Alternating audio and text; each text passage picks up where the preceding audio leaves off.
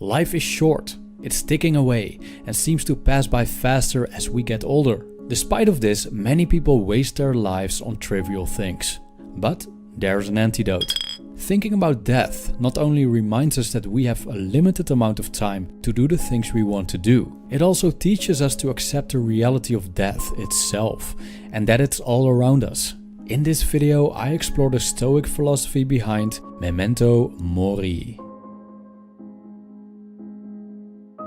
This video is animated by the YouTube channel BD Design. For more philosophy videos like this, you'll find a link to BD Design in the description. Now let's dive in. Memento Mori is Latin for remember thou art mortal. On the famous painting by Philippe de Champaigne from 1671, you see the three essentials of Memento Mori. The hourglass stands for the notion that life is ticking away second after second. The rose stands for the truth about vitality, which is that at some point we all decay. The skull represents death. We are going to die. And not only us, the people around us, including our loved ones as well. This means that today could be the last day you walk the earth. You could leave life right now. Let that determine what you do and say and think, wrote Marcus Aurelius in his Meditations. So if you would die today, what would you do? Well, some people would certainly go on a hedonistic binge, getting whatever pleasure they can think of before they die. But if you lead your life according to Stoic principles, that would not be a preferred option. Rather, you would probably live your last hours as virtuously as possible. Do you want to show appreciation for your loved ones? Tell them you love them. Do you have unfinished business? Now is the time to take care of that. So Memento Mori is a great antidote to one of the nastiest habits of mankind: procrastination. Because procrastination can only take place if we believe that we have an abundance of time. When we take that belief away, we face the necessity of doing our task now, because tomorrow we might be dead. Now, thinking about death may evoke feelings of fear and sorrow, along with the motivation we get to take care of our business. This isn't caused by death itself, but by our opinions about death. Here's a quote by Epictetus. Men are disturbed, not by things, but by the principles and notions which they form concerning things. Death, for instance, is not terrible, else it would have appeared so to Socrates. But the terror consists in our notion of death, that it is terrible.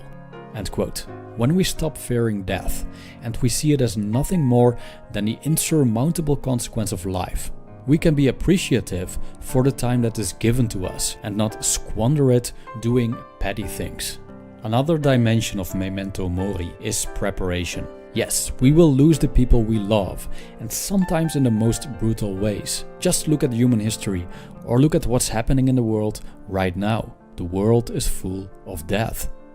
Not being affected by loss is, of course, easier said than done. Even though the Stoics propose this ideal, most of us are still human and will have to deal with grief when someone they love dies. Now, reminding ourselves of the possibility that we can lose a loved one as we speak helps us to be less shocked when that happens. For most people I know, losing someone they love is excruciating. Humans are often so attached to each other that they cannot bear the loss.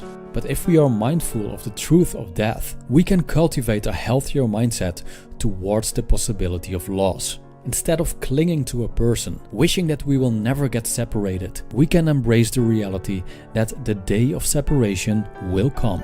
This doesn't mean that we shouldn't grieve and mourn. It means that we were prepared all along. We can be more functional and helpful human beings for the community when death occurs.